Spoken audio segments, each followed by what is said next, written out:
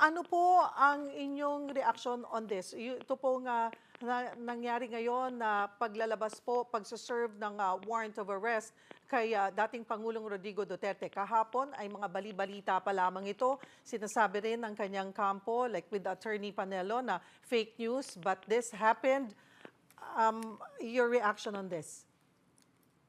Siyempre natutuwa kami na Mhm. finally, sa wakas, nangyari na itong pinakaasam ng mga biktima.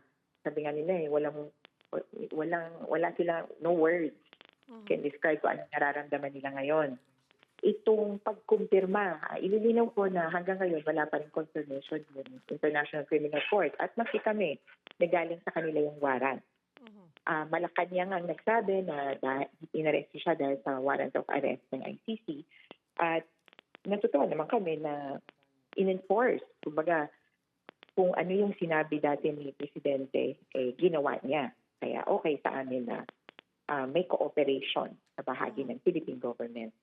Bilang abogado na rin po, ano po ang mga susunod na proseso? Ngayon po ay kasalukuyang nasa Villamor Air Base ang Pangulo. Do you have any idea ano ang dapat or ano yung proseso na next on this? Yung mga abogado ni Presidente Duterte, una, aralin nila yung Rome Statute. Pero sa bahagi namin, ang hiling namin ay, una, ma-turn over siya sa law enforcement agency ng kanilang na member state ng ICC. Pangalawa, kalaunan, eventually, i-transfer na sa The Hague para makapagsimula na yung trial. So ano po ang inyong susunod na step on this? May action po ba kayong gagawin? Ay, nakahanda na para sa eventual trial. Pinaghahandaan namin na questionin niya ito. Questionin niya ito whether sa domestic court o kaya sa international court. Inaasahan din namin na magkakaroon ng action ang sigurado kung yung Philippine government patungkol dito.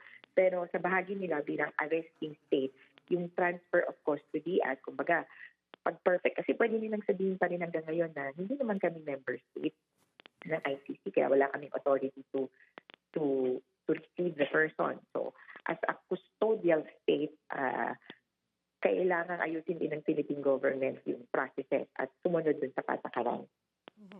Ang hiling niyo po, ang sinasabi niyo ay kailangan na dalhin na agad sa The Hague, Netherlands. Ang dating Pangulo, kagaya po niyan, ang sinasabi po ng kanyang supporters, like with Senator Bongo, ay may medical condition siya, iniinda niya yung kanyang back pain at dapat may medical procedure siya. It seems like gagawin po, syempre, probably any legal team would do their best para po hindi ito mag-prosper. Well, yes, we acknowledge that there are processes bago talaga yung actual detention sa The Hague. Kaya importante para sa abogado niya, sa team niya, na mal-lay down yung basis, ang reasonable basis para sa medical assistance, pagkausap niya ng legal team, para sa eventual paghahanda ng charges. Importante din talaga na maayos yung proseso kasi para sa amin, ito yung dininay niya sa mga biktima. May mga processes pa yan, pero hopefully itong legal team niya ay alert na alamin kung anong kailangan nilang gawin. Nakausap niyo na po ba ang pamilya ng mga complainants po, ang pamilya ng mga biktima? Ano po rin ang kanilang reaksyon dito po sa development na ito? Oo, pinaabot nila ang kanilang tuwa.